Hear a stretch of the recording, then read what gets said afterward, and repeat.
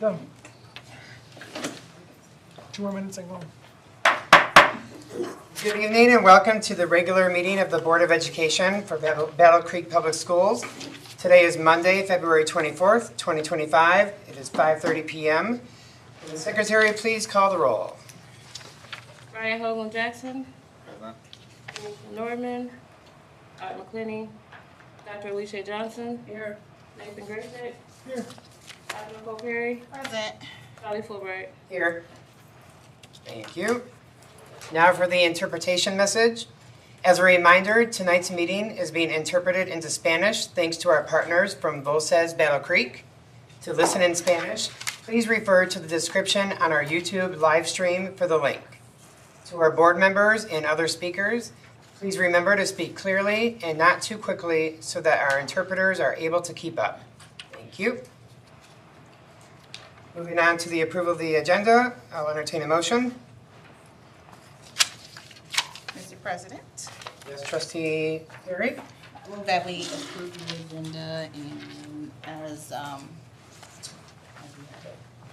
Any support? support. Been moved by Trustee Perry, supported by Trustee Johnson. Any discussion? Seeing none, all in favor say yes. Yes. All opposed say no. Motion passes. Moving on to public comment. The Battle Creek Public School Board of Education recognizes the value of public comment on educational issues and the importance of allowing members of the community to express themselves on district matters. We have 2 opportunities on our agenda tonight for public comment. The Board of Education requests you fill out a public participation form with contact information.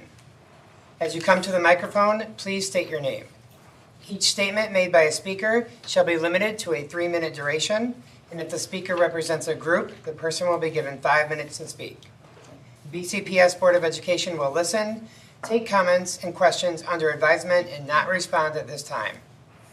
Public commenters will direct all comments to the Board of Education and not to staff or other participants. Is there any public comments? Thank you. Moving on to the consideration for the approval of the consent agenda items.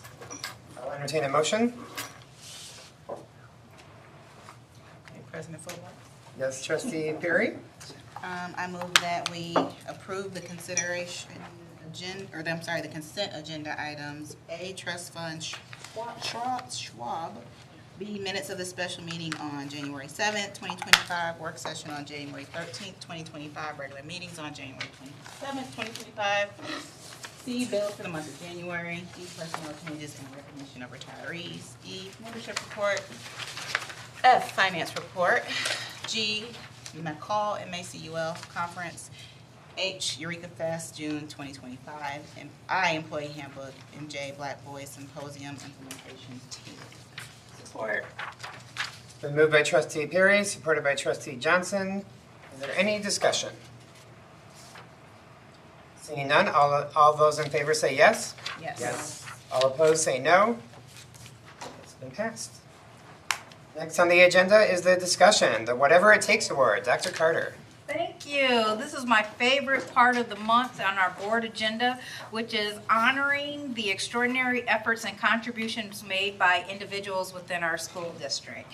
Today, we are recognizing our winners for the month of February, and I'd like to congratulate the following individuals. First up, I'm honored to recognize Christian Manley as our leadership recipient of the Whatever It Takes Award. Ms. Manley began her journey at the BC STEM Innovation Center as a turnaround leader, stepping into a role that demanded urgent and decisive action to address critical needs. Through her dedication, expertise, and unrelenting focus, she successfully stabilized the school and laid a solid foundation for future growth. Today, Christian has evolved into the transformational leader our school district needs to sustain positive change. As an instructional leader, she invests in her team's development by fostering a collaborative culture where every member feels valued, supported, and empowered to excel. Her skill in navigating challenging conversations has built deep trust with both students and staff alike. Ms. Manley's commitment is evident in every facet of the school, from her active presence during passing time in halls to leading teacher PLCs. For students, she has cultivated an environment where they are supported, inspired, and empowered to succeed. For staff, her leadership has fostered a culture of professional growth and collaboration. And for our community, she has elevated the reputation of the BC STEM Innovation Center, instilling trust and pride among families and stakeholders. Principal Manley's tireless work ethic and unwavering belief in the potential of our students and staff truly make her a model of what it means to go above and beyond. It's with immense pride that I announce Christian Manley as our leadership recipient, a true agent of positive change in our district. Please join me in congratulating Principal Christian Manley on this well-deserved recognition.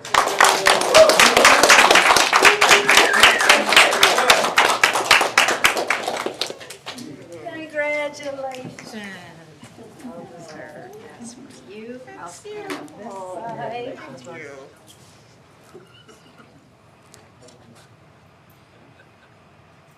Thank you. Oh, gosh, no.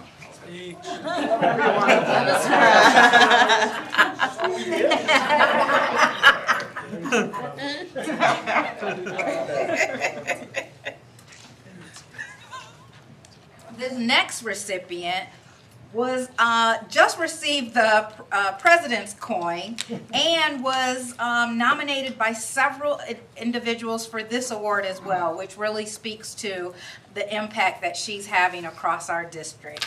It is with great admiration and gratitude that we recognize Kawita Smith as this month's support staff recipient of the Whatever It Takes Award, even though she tried to take her name off. As the executive assistant to the Board of Education and superintendent, Kawita consistently exemplifies professionalism, efficiency, and an unwavering commitment to excellence in everything she does. Her ability to support and assist across all departments and schools in the district is unmatched. Whether it's coordinating high-level initiatives, ensuring seamless communication, or anticipating the needs of others before they arise, Kawita approaches every task with a solutions-oriented mindset and a deep sense of responsibility. Beyond her exceptional organizational skills, Kawita embodies the true spirit of service, always willing to lend a hand, offer guidance, and go the extra mile to support her colleagues. Her proactive problem-solving abilities and dedication to maintaining a high standard of excellence have significantly contributed to the success of our district. Ms. Smith's impact extends far beyond her role. She is a trusted resource, a model of professionalism, and a key pillar in the foundation of our district's leadership team. We are incredibly fortunate to have her, and it is an honor to recognize her as a Whatever It Takes Award recipient. Please join me in congratulating Ms. Kawita Smith.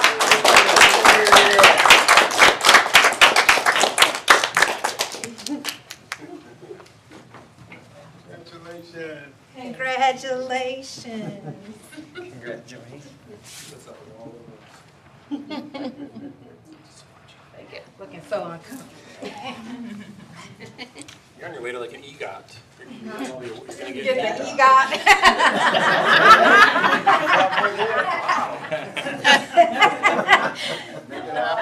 On the way.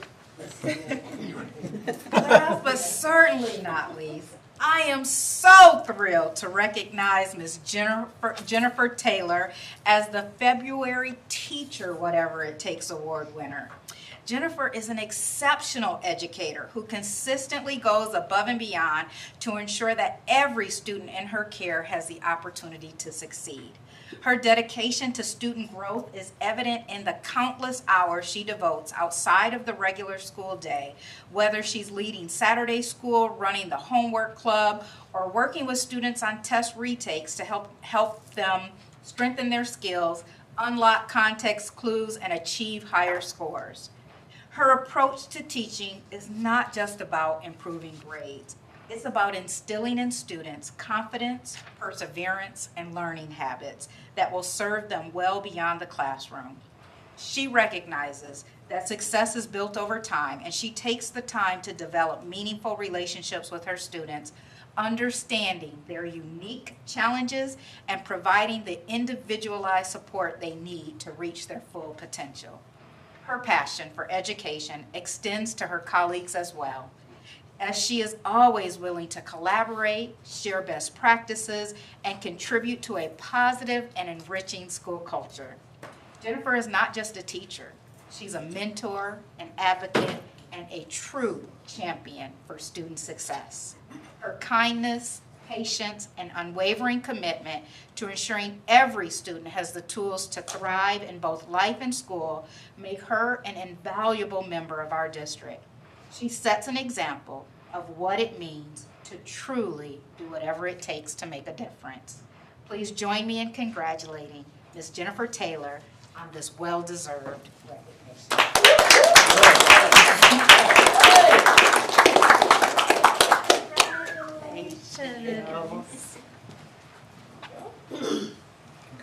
Thank you. Well deserved. Thank you for all you do. Nice job.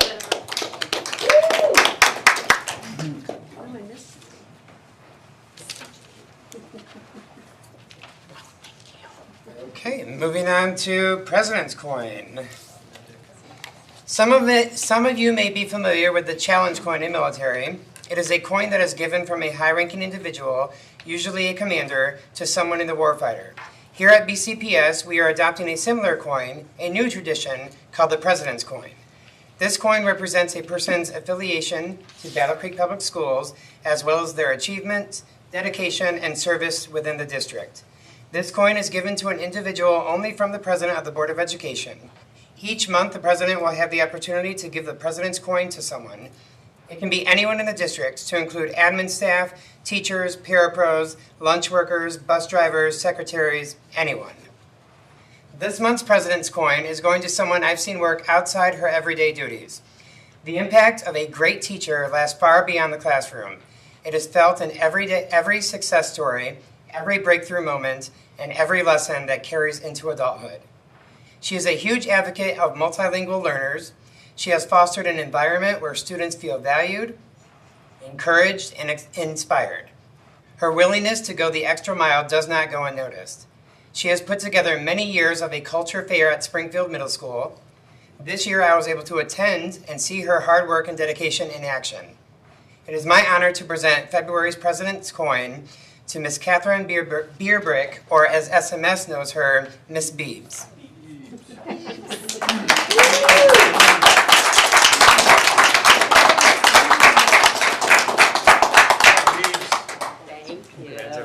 Congratulations.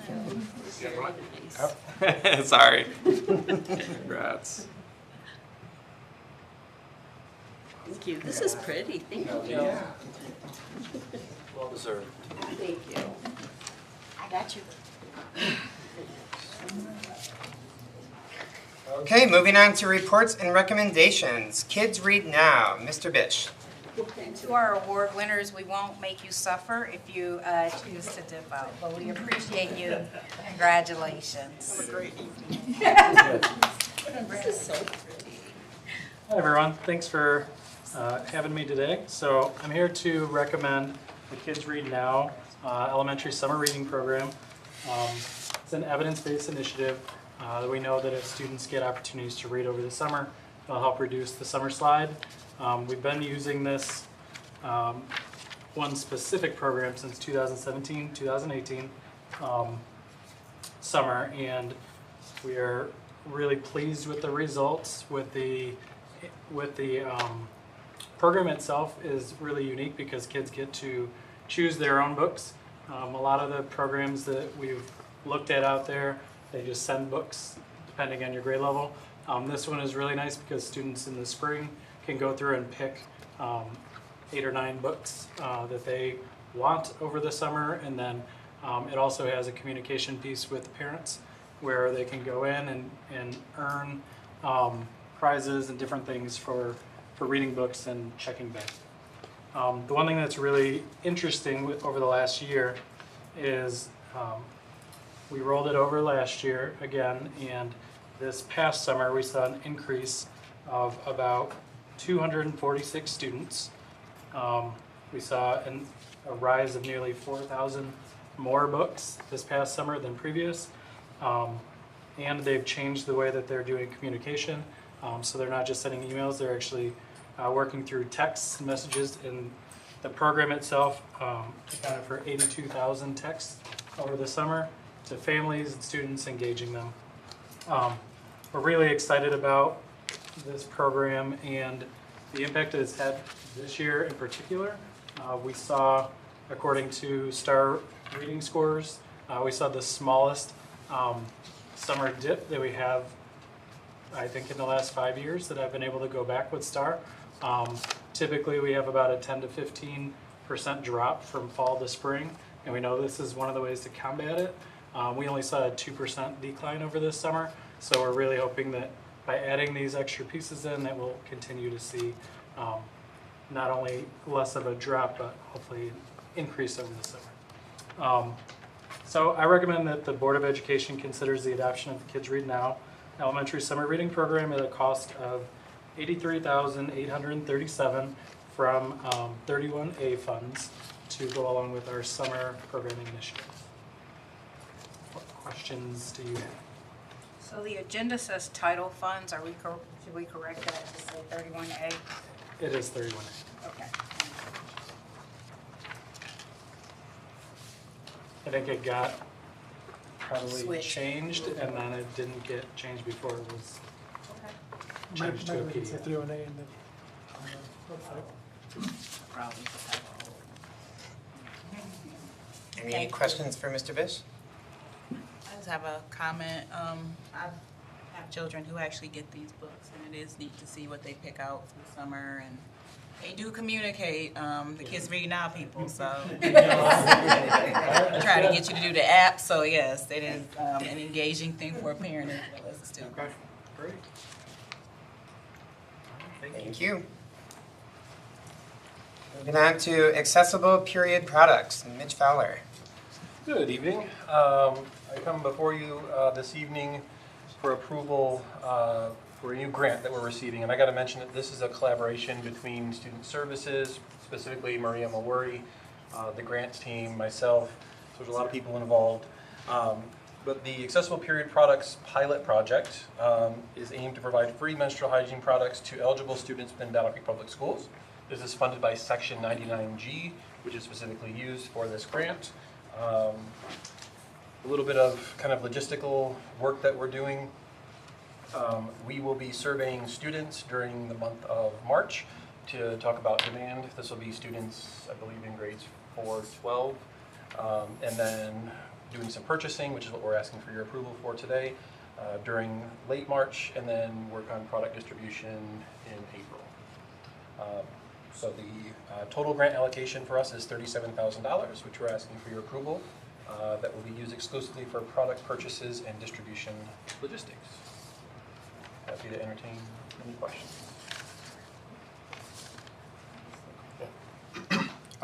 First, I'm very happy to see this. This is one of the reasons why I wanted to join this board, was to work on things like this. I just have a question. What does need look like, and how is it determined? Good question. So we're following the lead of other districts, particularly East Kentwood Public Schools. The way that we're assessing need is we'll do a Google Form survey. It will go out to students. The survey will also be communicated to parents so that it's discreet, it's accessible. So basically, students indicate what type of product they're interested in, and then quantity, and then we'll take that data, do ordering, and then logistics for delivery in April. Does that help? Yes. Okay. I just wanted to make sure it was done in a way that wasn't like othering folks, that like some can afford it, some can't, and kind of making them have a stigma there. Yeah, this is total. This will be a universal Google survey. Perfect. Yeah. My second question is, maybe this is coming later, but how will they be distributed and accessed by those who need them? Because I know like available doesn't necessarily equal accessible. I know we want to make sure these are truly accessible. Yeah, good point. So I'll share with you the plan, and then any feedback you have would be appreciated. So the way that they will be distributed is through Mariema is utilizing our Communities and Schools network people who are already familiar with the students, have relationship, and they will be the point people for distribution at the buildings. Is there any other questions or comments? Thank you so much. Moving on to C, security upgrade. Josh Bowman. Good evening. Some of you remember 18 months ago, we partnered with a firm called KTS Engineering to provide us with a comprehensive assessment of all of our existing security cameras and cabling in the district. After the assessment was completed, we recognized our shortfalls, and we once again sought assistance from KTS in August of '24 to develop an RFP to allow us to solicit bids from firms to aid in design, management, and commissioning of general security upgrades based on the assessment. Following the evaluation of proposals, post-bid interviews, and professional reference checks, we believe that AE Tech Design would provide BCPS with the highest level of service, expertise, and investment, leading to the best potential success for the project. It is recommended that the board approve AE Tech Design in the amount not to exceed $225,653 to provide the district with design, management, and commissioning services based on the assessment for the upcoming security projects. Questions on that? So, I know one of the reasons that we're seeking the bond is for security, so I'm curious, how does this relate to or impact? Yes, it is. That is Okay. the main goal, right? So when we developed the cost for the bond, all of the costs from the assessment were associated and wrapped up into that bond. Okay. So when that bond passes, all of those costs have already been accounted for, and that's the way forward.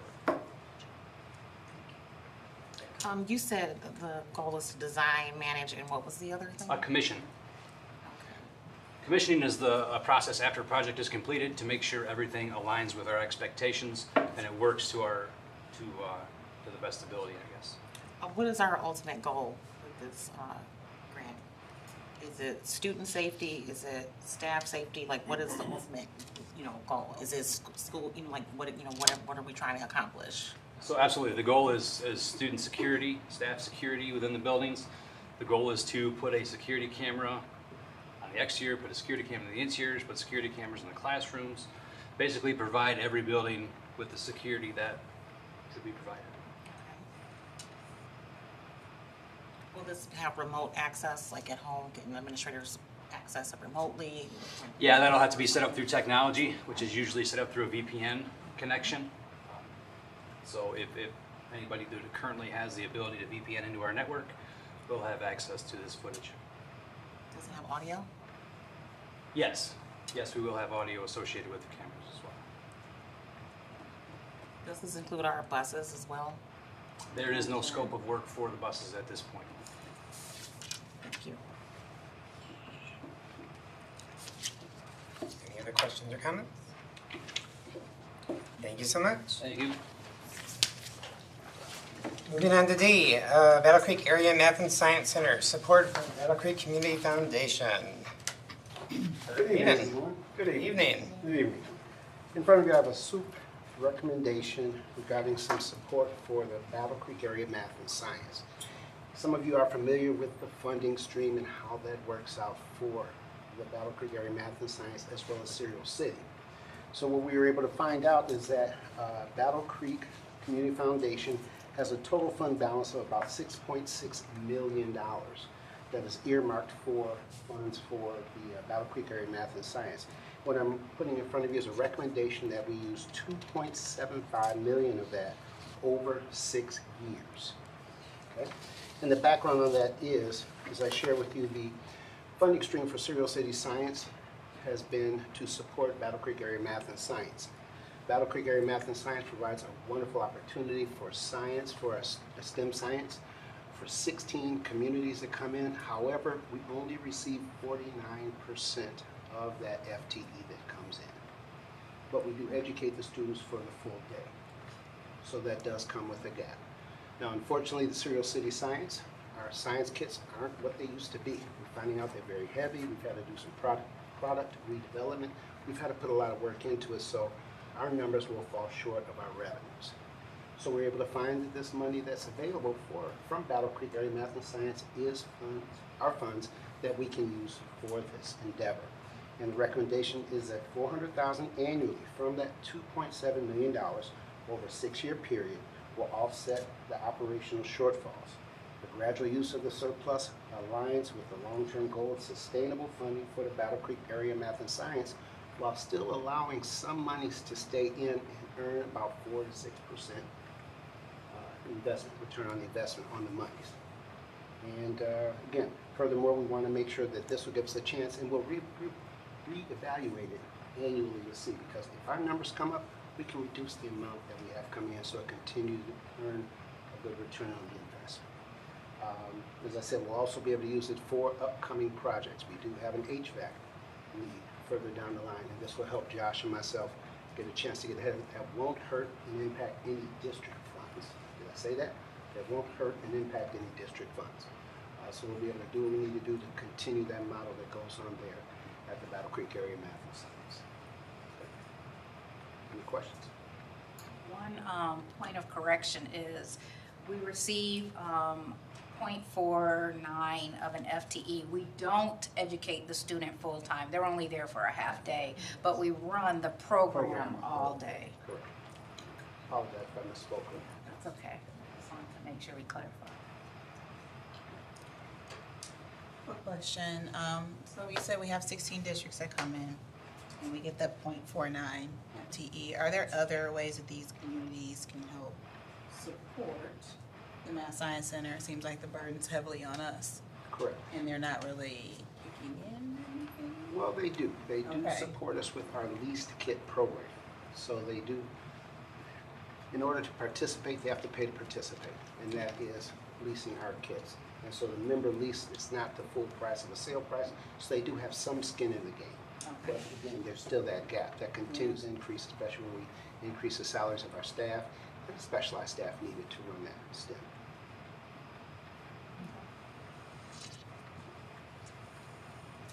Thank you so much. Thank you. Moving on to E, Battle Creek Area Math and Science Center, Griffin Museum of Science and Industry. Good evening, Board.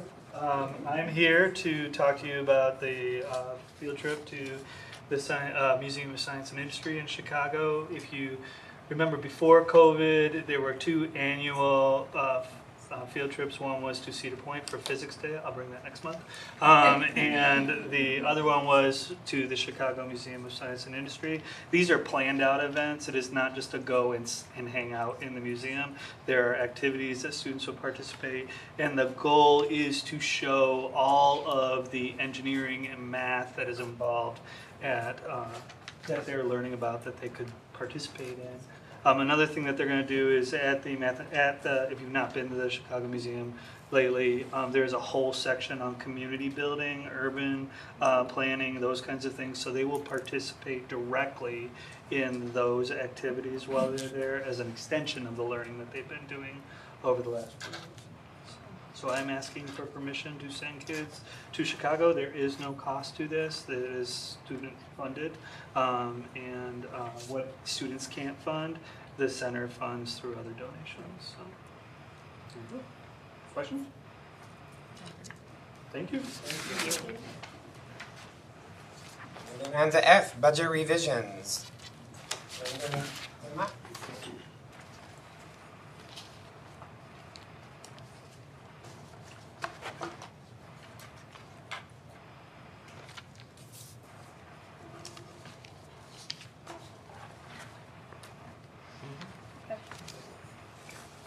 Sorry. That's okay. Good evening. I'm here tonight to talk to you guys about the budget amendment just for the general fund only. There was information in your board packet about the current financials that we're recommending to be approved, some explanations about the different changes that have occurred, and we also have a slide presentation.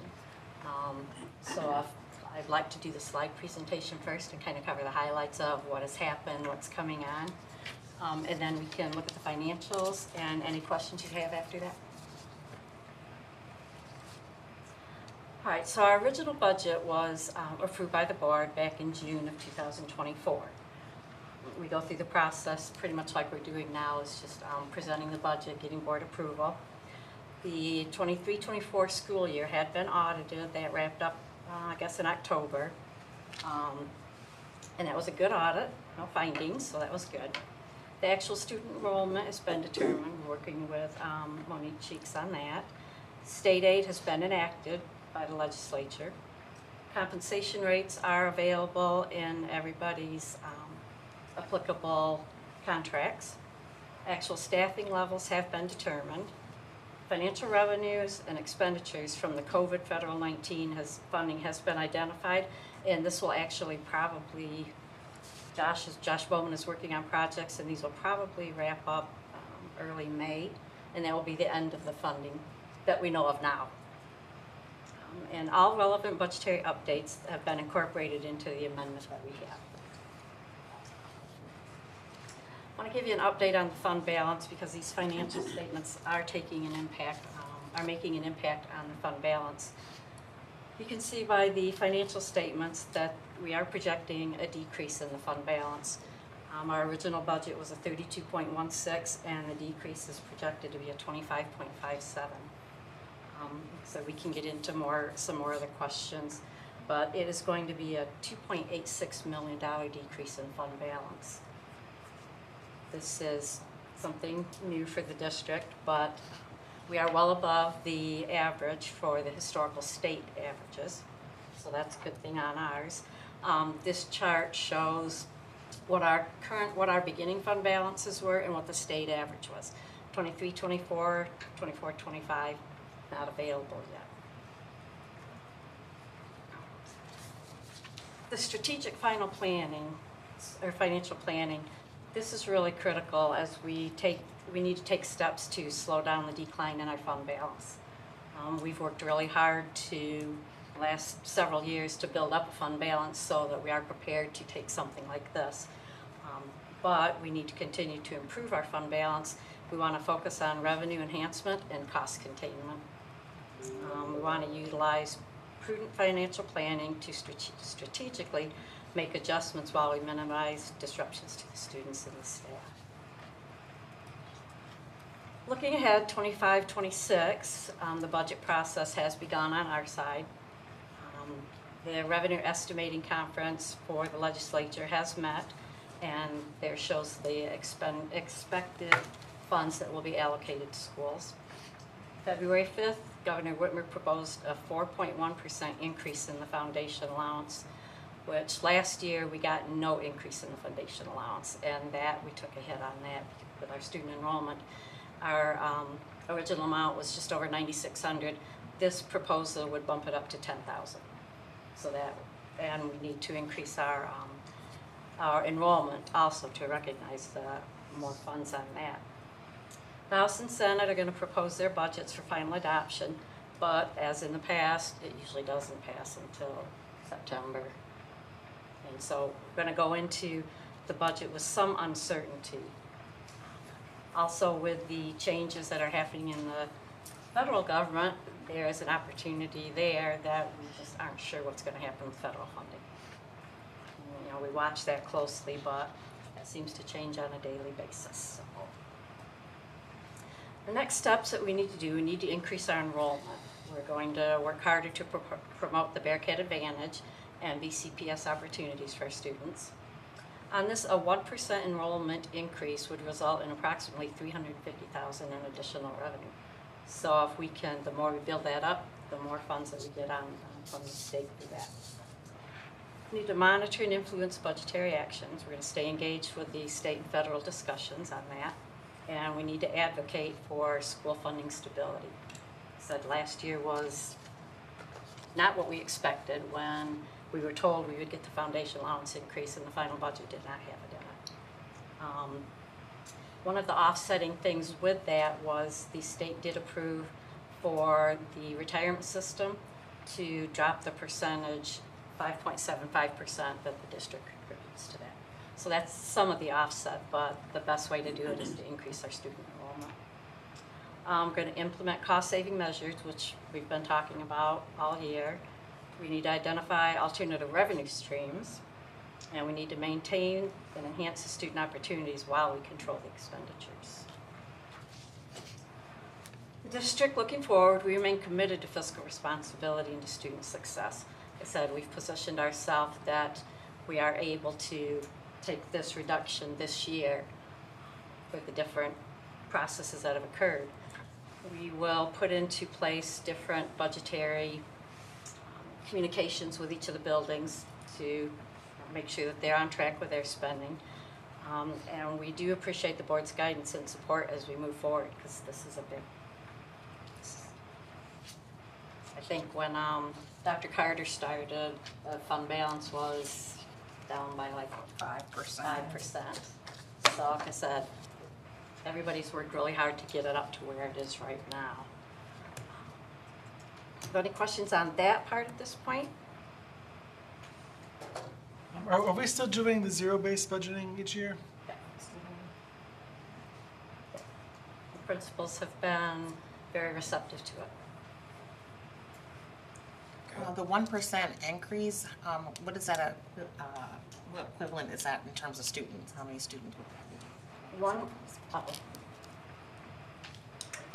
34. About 34 kids. Yeah. Yeah, we're about 30.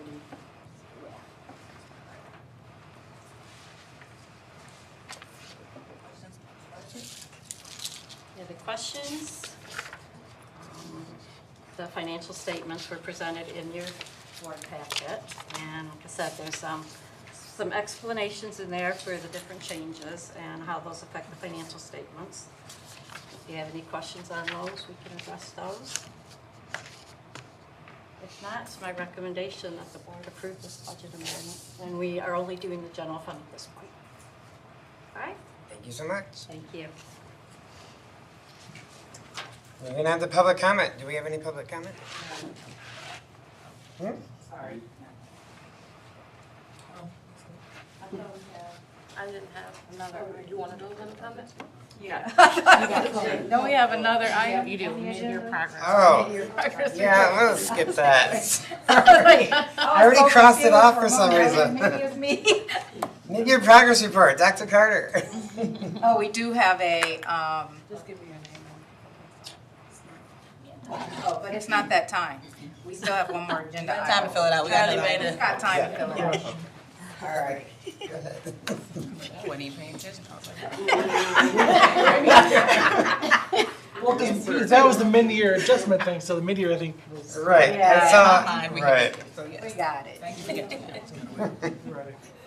Right, so every time we give a mid-year update on our progress report, and so this is just kind of what are the leading indicators that we are tracking in order to understand whether or not we're on track to reach our end-of-year goals. At the beginning of the year,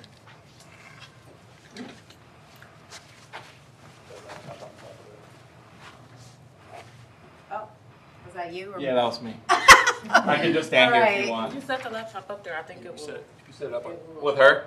No, just No, on just top set of it the up. thing. To the top of the thing. There we go. Try it out. You should have said it's voice activated. Is this What if even I- plugged in? What if I flip I it? don't see the, is the No. Take the dongle. USB. Is the USB in it? I don't see it in there.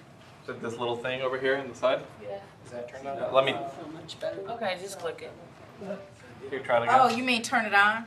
I told you. It's just a universal symbol for power. So Oh. There! If you turn it on, it works. All right. Turn around, not transformation. Right. Okay, let's start again. At the beginning of the year, we set 3 priorities. Our goal is to improve academic outcomes, decrease chronic absenteeism, and create positive school cultures and climates. To reach that aim, we've been working on establishing several different initiatives and implementing different strategies. And what we found is that there have been a few challenges. And so some of the key challenges that we are continuing to work on from now to the end of the year are the increases in suspensions and chronic absenteeism, We are seeing incremental improvement in student achievement, but we want rapid transformational improvement, so we'll continue to work on that. And then we continue to